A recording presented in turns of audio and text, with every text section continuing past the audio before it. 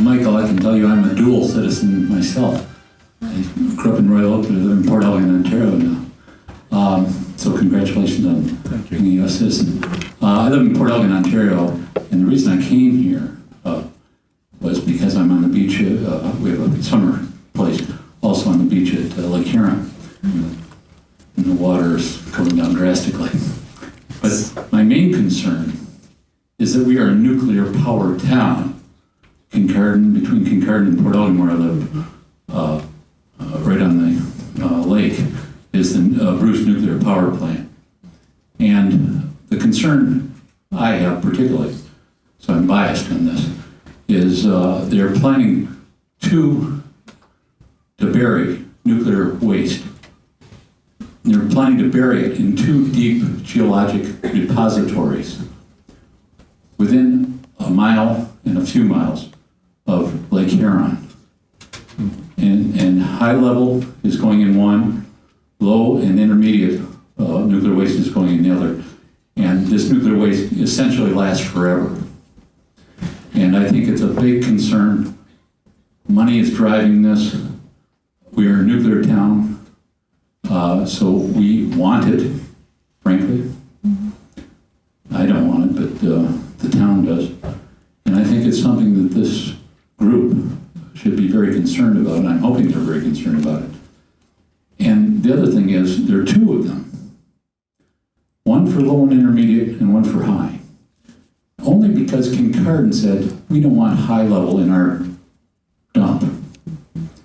So they're going to spend billions of dollars building a separate dump for high, when all of it could go into one.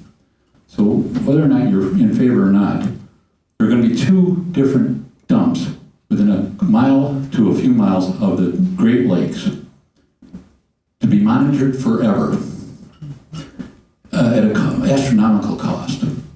When only one, if you're going to have to do this, only one is required. But you're going to have perfect 2 DGRs, 2 perfect ones forever. And this close to the Great Lakes, I'm hoping that this conference will lend some insight into that and take the stage and really try to prevent this from happening, frankly.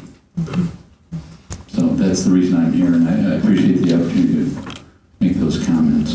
Thank you. Thank you. It's difficult. I mean, you obviously realize that we share responsibility for anything to do with the Great Lakes.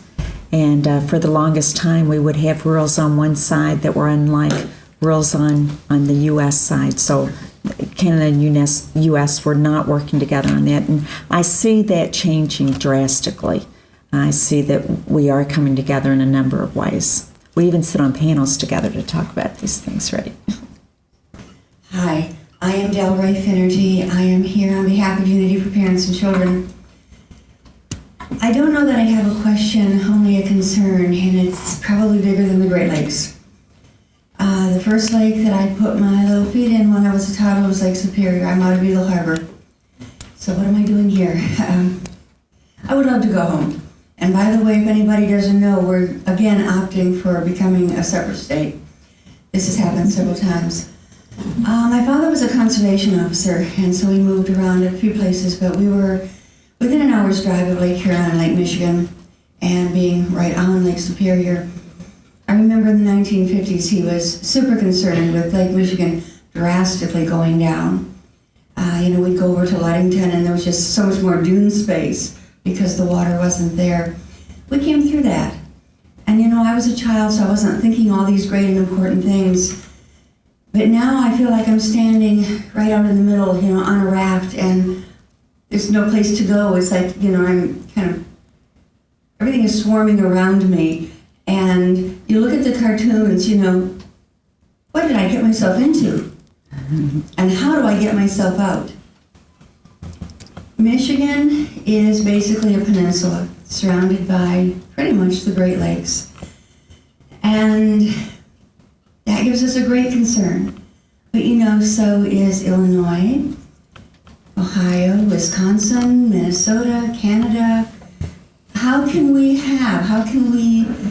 kind count on the cooperation that is truly needed for the benefit of all of us, and who's going to determine what that benefit is? You know, it's like every single one of us walks a different road. You know, we put on a different mask wherever we go. This is almost scary, you know, and yet I can just calm myself, and I can imagine a sunset over Lake Superior, you know, beautiful things like that. But the nuclear waste, you know, we had waste, I don't know if we still do, I haven't paid attention, but we did for a period of time have waste from other states coming into our state for disposal. I mean, this is unreal, because we have incredible water levels that, you know, in and out of the lakes. And so I can just leave you with my information. I don't know that I'm asking a question, it's just, I am befuddled. You know, it's like I said before, how did we get here, and how the heck can we get out? Well, you are certainly among friends here. The passion that Director Allen had mentioned earlier is really coming through, and it's wonderful to see. And so all of your comments are appreciated. Let's see if we can get some more questions and some responses from the audience to give you more information. I did have a quick, if you don't mind. Not at all. Did have a quick comment. We do have a very robust and a very mature set of institutional mechanisms in the Great Lakes that really help the Great Lakes interests, the states and the provinces, the federal government, stakeholders, and tribal sovereigns work together and collaborate on that. That doesn't mean we always all agree on the direction of what that is, but we have mechanisms that we exercise regularly, that we use regularly, to have those conversations, to think through what is it that we should and can agree to, and push each other when we need to push each other, hold each other accountable when we need to hold each other accountable. So the Great Lakes are both blessed by a robust and mature set of institutions. It also makes it a little bit complicated sometimes when you have a whole litany of them, whether it's the International Joint Commission we talked about, the Great Lakes Commission with its relationships, the Council of Great Lakes Governors, the new one that was formed just on Friday last week of Council of the Great Lakes Region. There's a whole series of them, but they are all about building and exercising the relationships over the thing that we really hold in great esteem and in great value. And that does give me great hope for us to continue to be able to work through these when we're faced with daunting challenge. Exactly, yes. Jennifer, can you help me understand how the levels of Lakes Erie and Ontario can be more stable compared to Huron and Michigan, how they're so up and down? Right, so for Ontario in particular, the dam at Cornwall-Messina, so the level is controlled for Lake Ontario, and that has allowed greater stability over the long run for Ontario. For Erie and Ontario, also, my understanding is there's been more, there's been more storm activity coming up from the Gulf, and it basically comes up and swings through the Lake Erie, Lake Ontario watershed. So there's been more precipitation, more inputs to Erie and Ontario over the time period than there has been to Michigan, Huron, and Superior. So it's really those two factors. And remember, Superior is the lake levels of Superior are dominated by two functions. One is snowpack, right? Right. That's a dominant source of input. It doesn't get anything from another lake except for the diversion up on the north and evaporation. So, but snowpack in the Lake Superior watershed is really the dominant form of long-term water coming into that system. So they do operate hydrologically sort of differently because they're in different contexts. Hello, my name is Georgia and I live in Michigan, West Bloomfield. Since the entire state of Michigan is on slab rock, what about a very threatening invasive species, gas companies, who send their representatives to Michigan in May and October to buy up mineral rights for as little as $10 an acre, who will poison millions and millions of gallons of water to frack the shale rock to get to the gas, and who have gotten most regulations on themselves removed.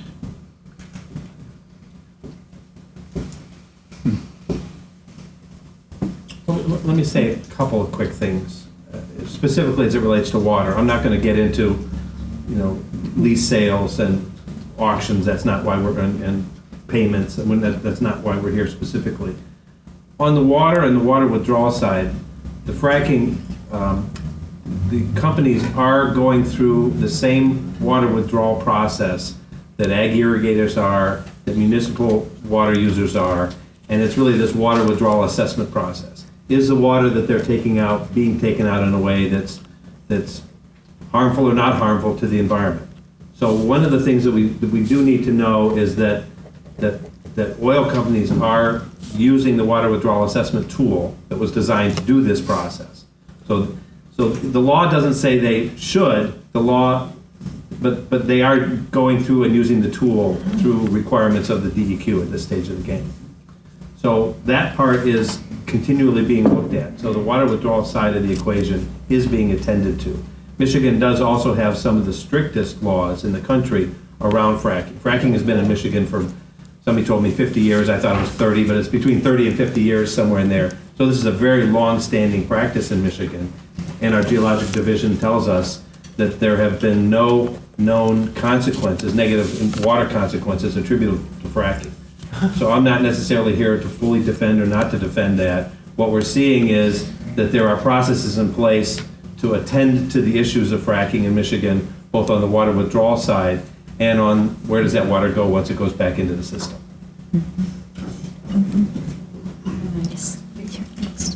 My name is Tess Kanja, and we own property, lake property in Kalkaska County.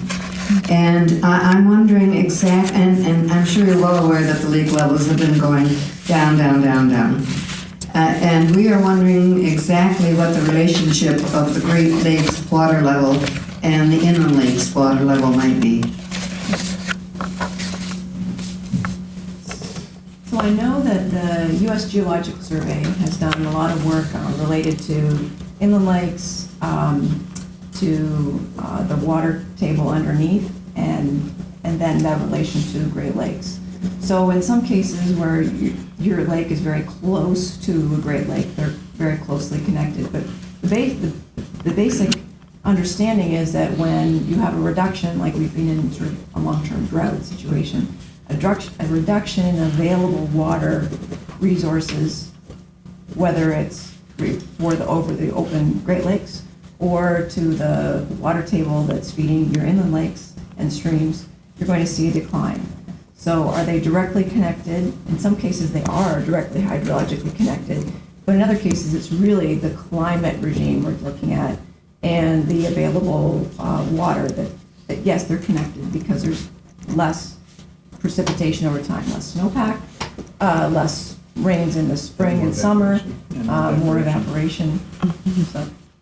One place I'll have you watch, and there were, for a number of years, Michigan had what was called the Groundwater Advisory Council, and then that morphed into the Water Use Council, then it was disbanded for a while. That group is now just like, the Blues Brothers, the band is back together. That council was reformed just several months ago, and one of the tasks of the council isn't just to look at Great Lakes or groundwater specifically, but their relationship to surface water, lakes. So one of the tasks that group has to look at is what is happening within the lakes. I think what was said is correct, but the council wants to look into that a little bit further and make sure we fully understand what that relationship does look like. Could I have an add-on question? If I may ask this also, given the lower levels of our lakes, and this being an area where fracking is predominant, we are also concerned about what happens to our water with the huge amounts of water that the fracking requires. That will be a piece of what we look at on this Water Use Council, the relationship. How many wells are being fracked, how much water is being used in that fracking, but how much water is being used from all sources, not just fracking, but all the sources of water, whether it's agriculture, municipal, home use, whatever that is. It's all a big hydrologic system, and you can't isolate out. I think really what we're saying is you can't just isolate out one piece necessarily and say that's the cause of the change. You have to look at the whole system. These are incredibly large, complicated hydrologic systems. But you are looking at all of it. Yes. As hard as that may be.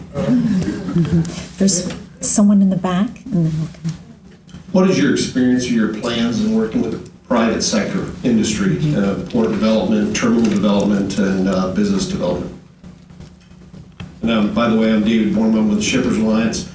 Joe Collin here is with me also, Shippers Alliance, and we're both private industries as well. Thank you for being here. We've had a number of conversations with the shipping industry, with ports. We recognize that healthy port communities, healthy harbor communities, both on the commercial side and the recreational side, are really critical pieces of Michigan's long-term success. On the recreational side, harbor communities and port communities really form our connection to the water. That's our keyhole. And on the commerce side, that's where commerce comes in and out as we trade with the world. So that is a major consideration. One of the characteristics of the governors, the Council of the Great Lakes Governors Summit this summer, you may have heard a little bit about that on Mackinac, where he's asking to join with the governors through the Council of the Great Lakes Governors, is to look at a broader system of ports on the Great Lakes, something we've actually talked with MSU a little bit about, and we're talking with some of our other colleagues, the Seaway folks, the shippers, in understanding not just Michigan's port piece, but really what does that whole system look like? What does the infrastructure look like? Here's an interesting statistic, that 50% of the transportation system, the marine transportation system in the Great Lakes was built before 1915, was built before the First World War. 50% of it. So what we need to think about in Michigan is what, and the Great Lakes region, is what a long-term investment strategy is, because turning infrastructure over that's 50% built before World War I is probably a little too slow to keep up with the rest of the world. I'm just guessing here, but that we may want to think about what a longer-term investment strategy in our ports and port capacity and our shipping systems look like.